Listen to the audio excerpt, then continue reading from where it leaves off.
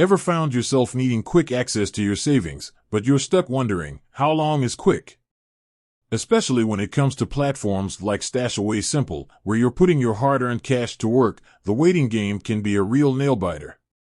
You know, that moment when you need those funds for an unexpected expense, or maybe just to grab that limited-time deal you've been eyeing. Yeah, we've all been there. So, let's cut right to the chase. How long does a StashAway Simple withdrawal actually take? Well, the answer, as with many things finance-related, isn't a simple, one-size-fits-all number. It depends on a few key factors.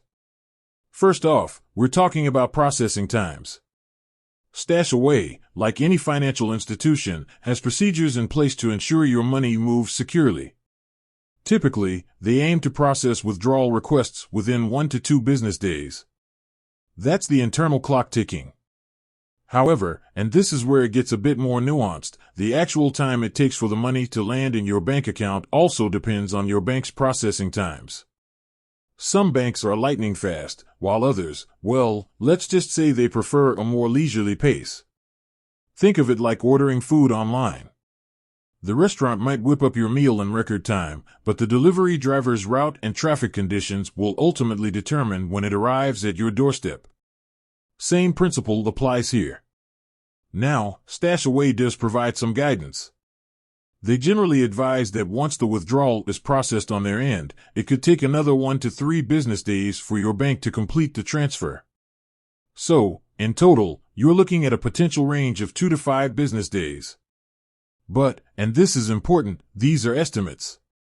There can be unexpected delays. Weekends and public holidays, for instance, can throw a wrench into the works, extending the wait time. Also, if there are any issues with your bank account details, or if StashAway needs to perform additional verification checks, that can also add to the delay.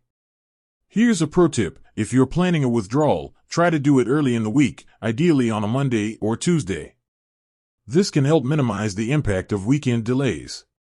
Also, double-check your bank account details before submitting the request. A simple typo can lead to significant delays. Furthermore, remember that StashAway is transparent about their processes.